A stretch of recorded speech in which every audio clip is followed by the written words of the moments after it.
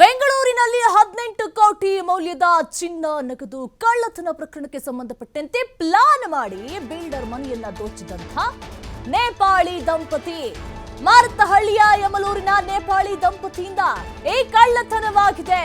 ದಿನೇಶ್ ಕಮಲಾ ದಂಪತಿಯನ್ನ ಕೆಲಸಕ್ಕೆ ಸೇರಿಸಿದಂತ ವಿಕಾಸ್ ನೋಡಿ ಯಾವ ರೀತಿಯಾಗಿ ದಂಪತಿ ಕಳ್ಳತನಕ್ಕೆ ಯತ್ನಿಸಿದ್ದಾರೆ. ಮನೆಯಲ್ಲಿ 9 ತಿಂಗಳಿನಿಂದ ಕೆಲಸ ಮಾಡ್ತಿದ್ದಂಥ ವಿಕಾಸ್ ಹಾಗೂ ಮಾಯಾ ಕೆಲಸವನ್ನ ಬಿಟ್ಟು ಊರಿಗೆ ಹೋಗ್ತೀವಿ ಅಂತ ಹೇಳಿ ವಿಕಾಸ್ ಮಾಯಾ ದಂಪತಿ ಹೇಳಿದ್ರು. ಇಲ್ಲ ನಾವು ಕೆಲಸ ಮಾಡ್ತಾ ಇಲ್ಲ, ನಾವು ಊರಿಗೆ ಹೋಗಿ ಬರ್ತೀವಿ ಅಂತ ಮಾತನ್ನು ಕೂಡ ಹೇಳಿದ್ರು. ಹೀಗಾಗಿ ಬೇರೆಯವರನ್ನ ಕೆಲಸಕ್ಕೆ ಸೇರಿಸಿ ಅಂತ ಹೇಳಿ ಹೇಳಿದ್ರು ಕೂಡ. ಮಾಲೀಕ ಶಿವಕುಮಾರ್ ಹೇಳಿದ್ರು, ಹೆಂಗೋ ಅವ್ರು ಊರಿಗೆ ಹೋಗ್ತಾ ಇದ್ದಾರಲ್ಲ, ಊರಿಗೆ ಹೋಗುವಂತಹ ಟೈಮಲ್ಲಿ ಕೆಲಸ ಮಾಡೋದಕ್ಕೆ ಬೇಕಾಗುತ್ತೆ, ಹಂಗೆ ಬೇರೆಯವ್ರನ್ನ ಕೆಲಸಕ್ಕೆ ಸೇರಿಸಿ ಎನ್ನುವಂತಹ ಮಾತನ್ನು ಕೂಡ ಮಾಲೀಕ ಶಿವಕುಮಾರ್ ಹೇಳಿದ್ರು. 20 ದಿನದ ಹಿಂದೆ ದಿನೇಶ್ ಹಾಗೂ ಕಮಲಾ ಮನೆ ಕೆಲಸಕ್ಕೆ ಬಂದಿದ್ರು. 20 ದಿನದ ಹಿಂದೆ ದಿನೇಶ್ ಹಾಗೂ ಕಮಲಾ ಮನೆ ಕೆಲಸಕ್ಕೆ ಅಂತ ಹೇಳಿ ಬಂದ್ರು. ಕಮಲಾ ಮನೆ ಕೆಲಸವನ್ನ ಮಾಡ್ಕೊಂಡಿದ್ರೆ ದಿನೇಶ್ ಸೆಕ್ಯೂರಿಟಿ ಗಾರ್ಡ್ ಆಗಿ ಸೇರ್ಕೊಂಡಿದ್ದ. ಇತ್ತ ಸ್ನೇಹಿತರ ಜೊತೆಗೆ ಫಿಲಿಪೈನ್ಸ್ ಪ್ರವಾಸಕ್ಕೂ ಕೂಡ ಹೋಗಿದ್ದಂತಹ ಶಿವಕುಮಾರ್ ಸಂಬಂಧಿಕರ ಮನೆಗೆ ತೆರಳಿದ್ದಂತಹ ಶಿವಕುಮಾರ್ ಪುತ್ರ ಹಾಗೂ ಸೊಸೆ ಹಾಗೂ ಪತ್ನಿ ಮನೆ ಕೆಲಸದಾಕೆಯನ್ನ ಹೊರಗಡೆ ಕರೆದುಕೊಂಡು ಹೋಗಿದ್ದಂತಹ ಕಮಲಾ ನೋಡಿ ಮನೆ ಕೆಲಸಕ್ಕೆ ಅಂತ ಬಂದವರು ಯಾವ ರೀತಿಯಾಗಿ ಕಳ್ಳತನವನ್ನ ಮಾಡಿದ್ದಾರೆ ಅಂತ ಹೇಳಿ ನೋಡಿ. 18 ಕೋಟಿ ಮೌಲ್ಯದ ಚಿನ್ನ ನಗದನ್ನ ಕಳ್ಳತನ ಮಾಡಿರುವಂಥದ್ದು. ಹೇಗೆ ನಂಬಿ ಕೆಲಸ ಕೊಡೋದು ಹೇಳಿ? ಎಷ್ಟೋ ಪ್ರಕರಣಗಳನ್ನು ಕೂಡ ನಾವು ನೋಡ್ತಾ ಇರ್ತೀವಿ. ಮನೆ ಕೆಲಸಕ್ಕಂತ ಹೇಳಿ ಬಂದವರು ಮನೆಯನ್ನೇ ಲೂಟಿ ಮಾಡ್ಕೊಂಡು ಹೋಗುವಂಥ ಎಷ್ಟೋ ಪ್ರಕರಣಗಳನ್ನು ಕೂಡ ನೋಡ್ತಾ ಇದ್ದೇವೆ. ನೋಡಿ, ಒಬ್ರು ಹೋದ್ರು ನೇಪಾಳಿ ದಂಪತಿ, ನಾವು ಬರೋದಿಲ್ಲ ಊರಿಗೆ ಹೋಗಿ ಬರ್ತೀವಿ ಅಂತ ಹೇಳಿ ಹೊರಟರು.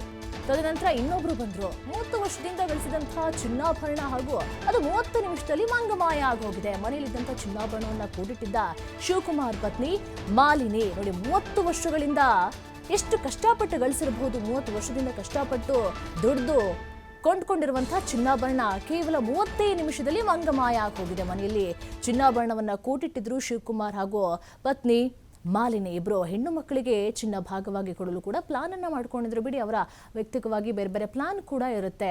ಆದರೆ 30 ವರ್ಷದಿಂದ ಕಷ್ಟಪಟ್ಟು ಕೂಡಿಟ್ಟಂತಹ ಚಿನ್ನ ಬೆಳ್ಳಿ ನಗದು ಎಲ್ಲದೂ ಕೂಡ ಯಾರೋ ಮೂರನೇವರ ಕೈಗೆ ಸಿಗುತ್ತೆ. ಅದು 30 ನಿಮಿಷದಲ್ಲಿ ಹೊಡ್ಕೊಂಡು ಹೋಗ್ತಾರೆ ಅಂತ ಹೇಳಿದ್ರೆ ಅದು ಎಷ್ಟು ಹೊಟ್ಟೆ ಉರಿಯಲ್ಲ. ನಮ್ಮ ಮನೆಯಲ್ಲಿ ಲಾಕರ್ ಇಲ್ಲ ಅಂತ ಹೇಳಿದ್ದ ಹೆಣ್ಣು ಮಕ್ಕಳು ಅಲ್ಲದೆ ಇತ್ತೀಚೆಗೆ ಮಗನ ಮದುವೆ ಮಾಡಿದ್ದಂತಹ ಬಿಲ್ಡರ್ ಶಿವಕುಮಾರ್ ಮಗನ ಮದುವೆ ಕೂಡ ಮಾಡಿದ್ದಾರೆ. ಸೊಸೆಯ ಚಿನ್ನಾಭರಣವನ್ನು ಕೂಡ ಮನೆಯಲ್ಲೇ ಇಟ್ಟಿದ್ದಂತಹ ಬಿಲ್ಡರ್ ಒಟ್ಟಾರೆ ಕಷ್ಟಪಟ್ಟು ಎಲ್ಲವನ್ನು ದುಡಿದು 30 ವರ್ಷದಿಂದ ಸಂಪಾದನೆ ಮಾಡಿದಂತಹ ದುಡ್ಡು ಈಗ ಯಾರೋ ಮೂರನೇವರ ಪಾಲಾಗಿ ಹೋಗಿದೆ. ಆದರೂ ಕೂಡ ಬಿಡೋದಿಲ್ಲ. ಪೊಲೀಸರು ಕೂಡ ತನಿಖೆಯನ್ನು ಆರಂಭಿಸಿದ್ದಾರೆ. ಹಿಂದೆ ಮನೆ ಕೆಲಸ ಮಾಡ್ತಾ ಇದ್ದಂತಹ ದಂಪತಿ ಮೇಲೂ ಕೂಡ ಅನುಮಾನ ಮೂಡ್ತಾ ಇದೆ. ಈಗ ಯಾರ್ಯಾರ ಮೇಲೆ ಅನುಮಾನವನ್ನ ಪಡಬೇಕು ಹೇಳಿ? ಒಟ್ಟಾರೆಯಾಗಿ ಅಷ್ಟೊಂದೆಲ್ಲ ಕಳೆದುಕೊಂಡಿದ್ದಾರೆ. ಈಗ ಯಾರ ಮೇಲೆ ಅನುಮಾನ ಪಟ್ಟರೂ ಕೂಡ ಅದು ತಪ್ಪು ಅಂತ ಹೇಳೋದಕ್ಕಾಗಲ್ಲ.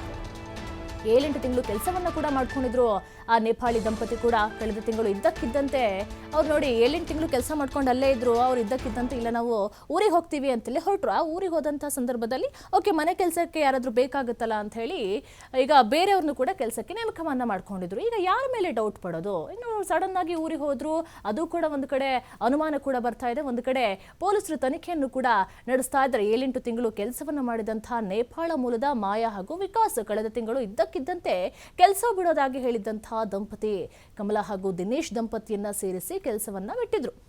ಅವ್ರು ಹೋದ್ರು ಅಂತ ಹೇಳಿ ಬೇರೆ ದಂಪತಿಯನ್ನ ಕೆಲಸಕ್ಕೆ ಅಂತ ಹೇಳಿ ಇಟ್ಕೊಂಡ್ರು. ಅವರೊಬ್ರು ಗಂಡ ಸೆಕ್ಯೂರಿಟಿ ಗಾರ್ಡ್ ಆಗಿ ಕೆಲಸ ಮಾಡ್ತಾ ಇದ್ರು. ಹೆಂಗಸು ಮನೆಯಲ್ಲಿ ಅಡಿಗೆ ಊಟವನ್ನ ಮಾಡುವಂತ ಕೆಲಸವನ್ನು ಕೂಡ ಮಾಡ್ತಾ ಇದ್ರು. ಊರಿಗೆ ಹೋಗಬೇಕು ಕೆಲಸ ಇದೆ ಅಂತ ಹೇಳಿ ಕೆಲಸವನ್ನು ಕೂಡ ಬಿಟ್ಟಿದ್ರು. 28 ದಿನದ ಹಿಂದಷ್ಟೇ ಕೆಲಸಕ್ಕೆ ಸೇರಿದಂಥ ದಿನೇಶ್ ಹಾಗೂ ಕಮಲಾ ಕೇವಲ ಎಷ್ಟು ದಿನದಲ್ಲಿ ಮನೆಯಲ್ಲಿರುವಂತಹ ವಸ್ತುಗಳ ಬಗ್ಗೆ ಗೊತ್ತಾಗೋದಿಲ್ಲ. ಒಟ್ಟಾರೆಯಾಗಿ ಕೆಲಸಕ್ಕಂತೇಳಿ ಸೇರ್ಕೊಂಡಿದ್ದಾರೆ. ಕೇವಲ ಅದು ಕೆಲಸಕ್ಕಂತೇಳಿ ಸೇರ್ಕೊಂಡಿರೋದು ಅಷ್ಟೇ. ಒಟ್ಟಿನಲ್ಲಿ ಮನೆಯನ್ನ ಸ್ಕೆಚ್ ಹಾಕ್ತಾ ಇದ್ರು. ಎಲ್ಲಿ ಏನೇನು ಇಟ್ಟಿದ್ದಾರೆ, ಹೇಗೆ ದೋಚಬಹುದು, ಯಾವ ಟೈಮಲ್ಲಿ ಯಾರು ಇರೋದಿಲ್ಲ, ಎಲ್ಲವನ್ನೂ ಕೂಡ ಅವರು ಥಿಂಕ್ ಮಾಡ್ತಾ ಇದ್ರು.